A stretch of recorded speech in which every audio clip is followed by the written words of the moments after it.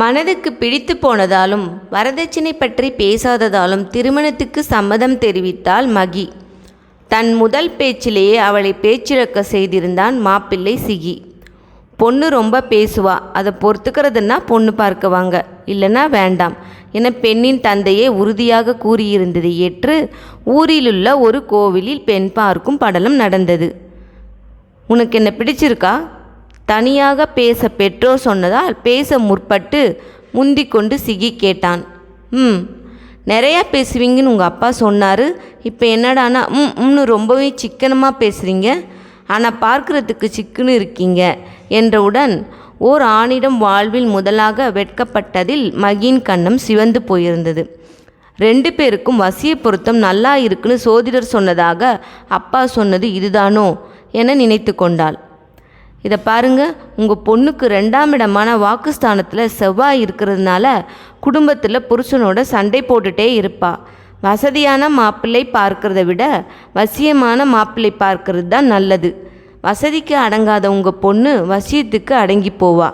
கிரக கோளாறால் பிரச்சனை வந்தாலும் கணவனை பிரியாமல் புத்திசாலித்தனமாக சரி பண்ணி வாழ்ந்து போடுவா என சோதிடர் சொன்னது சரிதான் என மகியின் தந்தையும் தன் பெண் தலை குனிந்து மாப்பிள்ளை முன் எதுவும் பேசாமல் நிற்பதை பார்த்து உறுதி செய்து கொண்டார். இதுவரை யாரிடமும் இப்படி சரணாகதியானதில்லை. படையப்பா நீலாம்பரி எனும் பட்டப்பெயரை கூட கல்லூரியில் தோழிகள் வைத்திருந்தனர். பாயும் புலி பசுமாடானது எப்படி என உறவுகளும் ஆச்சரியப்பட்டனர்.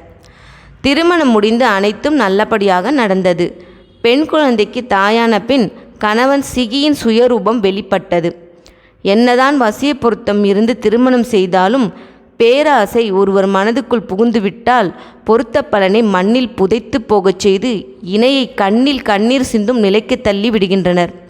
பெண் பார்க்கும்போது திருமணத்துக்கு சம்மதிக்க வேண்டும் என்பதால் நீயே சொத்து, எனக்கு எதுக்கு உங்கள் அப்பன் சொத்து என நடித்து பேசுகின்றனர். ஒரு குழந்தைக்கு பின் அடித்தும் பேசுகின்றனர் என கவலை கொண்டாள். சிக்குனே இருக்கீங்க என பேசிய அதே வாயிலிருந்து சில்லறையா இருக்கிறையே என கணவனிடமிருந்து வெளிப்பட்ட மட்டமான வார்த்தை அவளை நிலைகுலையச் செய்து அவனிடமிருந்து எட்டப்போய் நிற்க வைத்தது. மரியாதை கிடைக்காத இடத்தில் ஜடமாக இருப்பதை விட பிறந்த வீட்டிற்கே நிரந்தரமாய் போய்விடலாம் என நினைத்தாள். உங்கள் அப்பன் 2 கோடிக்கு சொத்து வச்சிருக்கிறாப்புல, அதில் பாதியை விற்று கொடுத்தா தேஞ்சா போயிடுவாப்புல, அதை வச்சு சொந்த தொழில் தொடங்கி சம்பாதிச்சு சிறப்பாக வாழ்ந்துருவோம்ல என வேலைக்கும் போகாமல் வீட்டிலேயே இருந்து கொண்டு கணவன் பேசியது வருத்தமும் வேதனையுமாக இருந்தது. பகலில் பாதகமாக பேசி மனசை கெடுத்துட்டு ராத்திரியில் சாதகமாக பேசினா மட்டும் இணங்கி போகிறதுக்கு பொம்பளை என்ன மெஷினா? மனசு சரியில்லாத பொண்ணு மரக்கட்டைக்கு சமமும் தெரியாமையா நம்ம பெரியவங்க சொன்னாங்க? உன்ற பணவெறியை தூக்கி குப்பையில் போட்டுட்டு குணமாக 4 வார்த்தை பேசினா எல்லாம் சரியாக போகும்.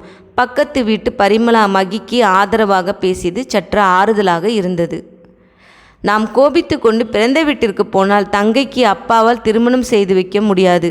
அக்காவே வாழா வெட்டியாக இருக்கிறான். மாப்பிள்ளை வீட்டுக்காரங்க மொத்த குடும்பத்தையும் மோசமாக நினைப்பாங்க.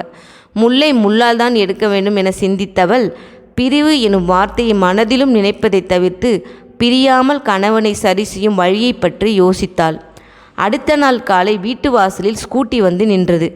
சிகியின் தங்கை ரம்யா மட்டும் தலைவிரி கோலமாக வந்தது மொத்த குடும்பத்துக்கே அதிர்ச்சியாக இருந்தது. என்னாச்சு, உன் புருஷன் கூட வரலையா? கல்யாணமாகி 4 வருஷத்தில் ஒரு நாள் கூட தனியாக வராதவ இப்போ காலங்காத்தால் தலையை விரிச்சு போட்டு வந்து நிற்கிறியே என ரம்யாவின் தாய் விசாலி கண்ணீர் மல்க கேட்டாள். யாரிடமும் பேசாமல் படுக்கை அறைக்கு சென்று படுத்துக்கொண்ட ரம்யாவிற்கு மகி காப்பி போட்டு கொடுத்தாள். வாங்கி குடித்தவள், அண்ணி நீங்கள் தான் என்னை காப்பாற்றணும் என கூறி காலில் விழுந்தவளை கையில் பிடித்து ஒரு தாயை போல தாங்கி தூக்கி ஆதரவாக அணைத்து கொண்டாள். என்ன சொல்லணுமோ சொல்லு, என்னால் முடிஞ்சதை பண்ணுறேன் என கூறியபடி பெட்டில் அமர்ந்தாள்.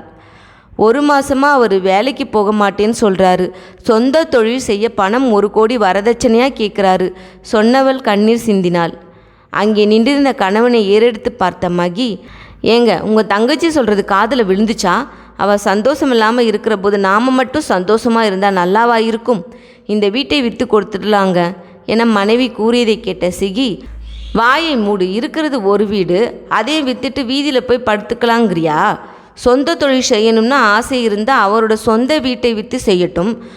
அடுத்தவங்க வீட்டை விற்று தொழில் செய்கிறதுக்கு விற்க சொல்கிறதுக்கு அவருக்கு உரிமை கிடையாது என கூறிய போது ரம்யாவின் கணவன் ரவி கைத்தட்டியபடி வீட்டிற்குள் நுழைந்தபோது இரண்டாவது முறையாக அதிர்ச்சியடைந்தான் சிகி.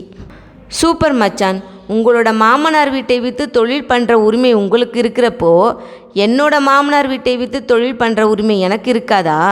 உங்களுக்கு ஒரு நியாயம், எனக்கு ஒரு நியாயமா?